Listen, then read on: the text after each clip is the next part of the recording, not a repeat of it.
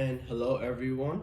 This is JC, Jean Christophe, Jesus. I don't know how you guys know me, but you guys do know me, so you are here. And first off, hello and welcome. This is gonna be my podcast. This is gonna be the start. As you can see, it's just me here alone today, so it's gonna get a little crazy. I'm gonna be like I'm talking to myself, which is something I do all the time, but this is gonna be the first time I do it for a camera. So, excuse me, I'm gonna be a little bit uncomfortable. I'm probably gonna stutter a couple of times. As you can see physically, my hair is a mess. I don't even look good. In a little bit, I'm gonna have to start running to work. I'm currently in the lower lobby of my building. So, this isn't the ideal place for me to be filming, and it's not where you see the best podcast filmed at. But what this is, and what I want this to serve as, is a little bit of a motivation and inspiration to everyone watching. You don't need to have a perfect setup. You don't need to have your hair right. You don't need to have the nice shape up, the nice beard or whatever going on to do what you want to do. You just gotta get sick and tired of not doing it already and just say fuck it. Or let me bleep that out. I'm doing it today. And that's what this is gonna be. This is gonna be me putting something that was supposed to be released to the world a long time ago out right now. Out of one, maybe not desperation, but out of time constraint. It's been too long since the world has not heard my story. So here it is. And it's not, we're gonna hear everything today, but today's gonna be the start of a long series.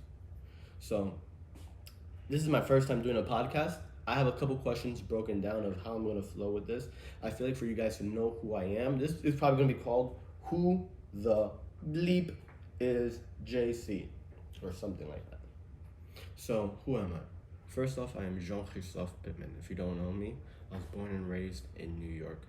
My mother's Dominican. To make a long story short, she's Dominican and my father is black. Now, where was I born?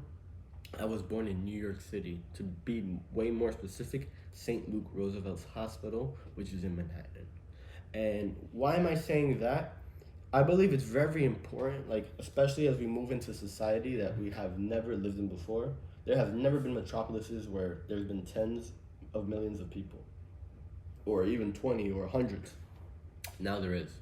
So I was born in a major city, not on the outside, not on the outer banks. No, I was born right in the center of it, which, to be honest, I feel like has a certain energy to it. People born in major cities at major times, in heights of the empire's greatnesses. It's kind of like it all adds up to your character. Especially if you take a look, when I was born, I'm 23 at the time right now. I was born in 1998. So New York City in 1998 or in the 90s or even in the early 2000s was the place to be. It has been a little bit on the downcline, but to be honest, I have not seen a city better than New York City yet. I have not seen, and not I have not seen a city better. There's definitely prettier cities, but when it comes to the convenience, there's no city that is more convenient than New York City. When you just think about a city where, one, you don't need to have a car, you can move around on public transportation perfectly, better than if you have your own vehicle. You can find the ability to eat the best food at any time of the day for the best prices. And when I mean any time of the day, I mean whether it's 5 in the morning or 5 in the afternoon. I can get the best any type of food, you name it: Chinese, Peruvian, Indonesian, Thai, Vietnamese, Ecuadorian, Japanese, Italian, Venezuelan, Colombian, any type of food I can get at any time of the day within 5 minutes. And not even having to go far, I can just walk. So all of that, it takes a big play into who my character is, where you're born, where you're raised, the time being, which is why I want to get that put it into the podcast and have you guys understand that clearly. I hope the audio is coming out clear. So now another thing I have written down was how the world has changed since I have been alive. Like I said, I was born in 1998. Now it's 2022. I've seen 4 different decades. I've seen the 90s, just the end of it, the 2000s, 2010s, and 2020s, which we're going into right now. So the world has changed a lot. It has changed a lot. I remember growing up, and I remember being certain ages where I was like, yo, I hate technology. I hope this never becomes part of my life. I hope I am always going to be the guy who can use pen and paper and use the old school stuff and leave that for the future generations. That has completely changed. If you do not adapt to technology nowadays, you are going to be left in the past, and it is going to be terrible. You're going to be a caveman, in the age of rocket ships. So that was the biggest thing I saw. Also, there's just the presence of social media. Now I don't know when social media started, but I remember the first thing was like MySpace, and I remember MySpace was a pain in my ass. Like I remember people talk about MySpace and like to do all that work building an AOL. Even I mean AOL and AIM was kind of where my generation got in. I remember when AIM was a thing, it was just so much work. Like it wasn't as easy as now Instagram is to upload, post a reel, and to upload and post a photo and do all that stuff. It was completely different. It was way more difficult.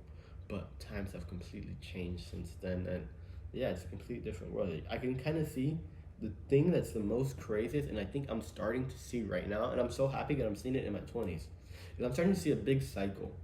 I'm starting to see the world slowly start to come back to what it was before, as in taste and culture. Like from the music end, we have in the early 90s, I mean in the late 90s and early 2000s, the music was very gangster rap. It was very tough. It was very boom bap. It was very you know what it was. You know, now for the majority, I'm gonna say since like maybe 2005 to present times, the music has definitely taken a turn, and it's became something that's way more commercial, something that way more money has been made of, something that's way more mainstream. I mean, you just walk around now, everyone has AirPods in or headphones in or something. You know, that wasn't the case back then. The case back then was you had to have either like a cassette player, a CD player, or something like that. Walk around with that, and it was just extremely difficult. Like I can only imagine how the school system has changed. I remember like going to school and having a phone didn't really become a thing till high school. And even in high school, having a phone and using your phone in high school was like a different thing as it is now. I could imagine now, like the teacher would probably be talking to students, and the kids are just there on their phone, like scrolling through that and not even paying attention to the teacher. And I don't even know how. Back in the day, the teacher used to be able to take our phones away. I don't know if they can still do that now. I feel like they can't. Because, like, the way you kids be. The thing I have to say about this generation that I do like and that I appreciate is this has been the generation that has shown us, really, this new generation, to do what you want. You can just, if you make a loud enough sound and you don't care enough, you will get what you want eventually. And it's super sad, and it's kind of completely different from the way we were all raised. We're all raised like to be obedient, to be good little kids. At least that's how I was raised. You know, black Latino, so super strict parents. But you start to see that those strictness and are really just constraints. They're like handcuffs or ankle or braces keeping you locked down or tied down to some type of structure or belief or some type of ideology. But once you can truly break free from those and you have like nothing limiting you, you're golden. So a little bit more to understand my character and to build my character as we move further in the series is you guys are gonna need to know my experiences. And I feel like one of the most important experiences that at least someone in their 20s has to say is their high school. And don't get me wrong, I hate people who talk about high school like as if it were their glory days. But when it comes to development of character, I believe high school is a very important marker. So to get into that, you know, I got my laptop here helping me with some notes. I kind of have my Death Note here too. You don't want to read this, only I can read this. So I got this helping me out over here too. I'm gonna get into that. So if you do see me looking down at the pages, again, this is my first time shooting something like this. I'm just trying to build for a good story and help you guys. So, yes, high school. To start off, I went to Aviation High School. And if you guys don't know where this is in Long Island City, New York, Queens, right next to Manhattan. And boy, was that a trip. I mean, it was just... First off, this high school is called Aviation. It was nicknamed Gaviation because there was 80% males, 20% females. This was a high school where you would go in as a regular student. Half of the day would be, your regular academics, math, reading, science, whatever. And the other half of the day would be working on aircraft, learning about aircraft. So we didn't learn how to become pilots at the school, which was a lot of people's hoped of, but we learned how to fix airplanes. We learned how they work. And we actually had aircraft that we worked on. We had jet engines that we worked on. We had wings that we repaired and stuff like that. So I give the school a lot of credit. Definitely had a lot of tools to set you forward to being the right worker. But that's exactly what school is. School is only a system that trains you how to be a worker, as in when it comes to their curriculum. Everything else you learn in school is about society. So like, it is just crazy. Like, I remember to start off our school, when I entered, our principal was called Mr. Charlumbus. He was an Illuminati member. He had a big ass Freemason ring, which always creeped the fuck out of me. But kind of a cool guy. Never gave a fuck. Like if you got sent to his office, he'd be like, "Why are you here?" Okay, like you know you're not doing the right stuff in life. Come on, you know what you should be doing. Get to doing it. And like that's how he was. Pretty cool. But like I said, Freemason member, definitely Illuminati. Definitely, I feel like they're freaking watching me too. Ever since then, like they're trying to recruit me. Soul is not for sale. You're not gonna get me. After that, we switched over to Andrew Jackson, and I said that, yeah, Andrew Jackson. No, that's not his actual name. He wasn't Andrew Jackson. He was a lot worse. His name was Steven Jackson. And dude, if this guy wasn't straight from what was that shit called? The Rebellion or like the South or something. This guy was, I mean, he was a real disciplined, structured guy. Andrew, I mean, now I'm calling him Andrew for real. Steven Jackson, Mr. Jackson, Principal Jackson, he did not play around. I mean, the school, like Mr. Charlumbus, I believe he was Greek, definitely Mediterranean guy, complexion about my color, crazy Greek hair. You would have think his name was like Dino, and he worked at a pizza shop. I swear to God. But Andrew Jackson, Steven Jackson, completely different. Tall guy from the start. He was like 6'4". Now his brother was gym teacher. Kind of sus. First off, on that note too, I don't trust any male gym teacher. Why are we still? I mean, unless it's all guys school, I don't think any gym teacher should be male. That's like the biggest pedo red flag ever. If you're, I'm gonna ask you guys this question, and I'll let you guys leave your answer in the comment section, or maybe I'll reply to it tomorrow. Excuse me, I'm burping. Do you guys know any gym teacher, male, that is not a perv, not a weirdo? I don't. And just to become that in life, you kind of gotta be a weirdo. Who's like, oh yeah, you know, I'm a male at my physical prime. I'm probably like 30 years old, and this is what they're thinking. I want to teach a whole bunch of little boys and girls how to work out, and yeah, get all sweaty and sticky. And yeah, I don't know. I mean, yeah, gym teachers. Every gym teacher I had, definitely a weirdo. All right, so that was that, Mr. Steven Jackson. Yeah, real tough guy. He was about 6'4", maybe even taller. This guy was real stern. Every time I got sent to his office, pain in my ass. Also, he was my history teacher at first, so he knew who I was as a student, and like this guy had it out for me. He also had it out for certain groups. The school was in the middle of a phase change where the school was predominantly, it was a good school because you had to have good grades to get in. You know, it wasn't just let anyone in. It wasn't private either. It was public, but you had to reach a certain curricular acceptance rate to get accepted into it. And that's the thing I like about New York high schools. New York high school, and it teaches you from a very young age. Life and privilege is not for everyone. You learn that real quick in New York, because it's a city of 10 million people. You think all the kids can go to the same high school? No. You have to have a certain amount of grades, or you have to know someone, you have to talk to someone. And that's one of the important things about New York. If you don't know anyone, you're not getting in. And that's about any major city. And that's about life, yeah. If you don't know the right people, you're not going to get in with the right groups. You have to know. I would have never got into that high school. My grades were terrible. To start off, moving a little bit more back, I moved from California before I went to high school. So school in California was completely different. And I just did my I did my 7th and my 8th. No, I did my 8th and my 9th grade. So my last year of middle school and my first year of high school, which I actually had to redo when I moved to New York. So yeah, it was a big difference, you know. But yeah, you learn that, you know, you definitely have to stand out in New York. New York's a city that you can't just be. In California, you can be like everyone else and have fun. You can be like everyone else and go to the beach. You can be like everyone else and still enjoy good food, enjoy the great weather, and enjoy life. In New York, you have to stand out. In New York, you have to shine. What? In New York, the majority of people are taking the train. There's a few percentage of people riding around in Rolls Royces or in nice cars, even. In California, it's different. The majority of people are rolling around in nice cars, so you don't have to worry about that. But yeah, that's a little bit about that. Now, my high school was completely different. I think one of the important things to help understand who you are as a character is your friend group. So in high school, it was completely different. In my school, we were all kind of a bunch of nerds. And socially, I would say we weren't outcast in regular school societies, but we were different. If you went to aviation, you're like, oh, he goes to aviation. So that being that, my friend group, I'm gonna say we weren't like the cool kids, but we were the coolest kids. I'm gonna tell you why.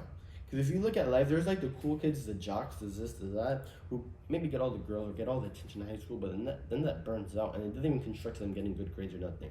My friend group, we were always the type that people wanted to be because they knew who we would be in life. And as growing up in New York, you see that very soon. New York doesn't really change people, but it helps them become who they are a lot sooner. So growing up in New York, like at the age of 14, and that's when you start high school, you are already going to become the type of person you are for the rest of your life. Because you're doing the same stuff you're doing for the rest of your life. At 14, I was taking the train to go to high school with strangers. I remember people jumping in front of the train or getting pushed in front of the train. Some people committing suicide, some people committing murders before getting to school, witnessing this with my own eyes. Being late to school, 1 hour late because someone just killed himself at my train station. And I mean, as a New Yorker, we've all witnessed this. Not we all have witnesses, but the majority of have either witnesses or experiences. Like maybe it was a stop before you. Someone jumped in front of the train and now your train's an hour late and you're going to school. So as a young kid, you start to have a perspective on all these things. But back to my friend group, we were the type of kids that we worked our ass off. We made sure we passed all of our classes. We cheated. We didn't do our homework. And we had the most fun and threw the best parties. Like we threw real crazy parties. And to get into that a little bit, I want to talk about our parties. Like, I don't know how. Now, my bad. I haven't even painted the picture fully for you guys. I live in Miami. I live in South Beach, Miami at the moment. I have my hookah business here. I'm representing it, Hookah Exotic. Later, I'm going to have to get running to work. But, yeah. So, I've always kind of been the party scene. Never really liked it at all. But I understood its importance and I understood its value in the business world. People need an escape. That's what we create. And the craziest thing is I can say we threw better parties as a kid than as adults have right now.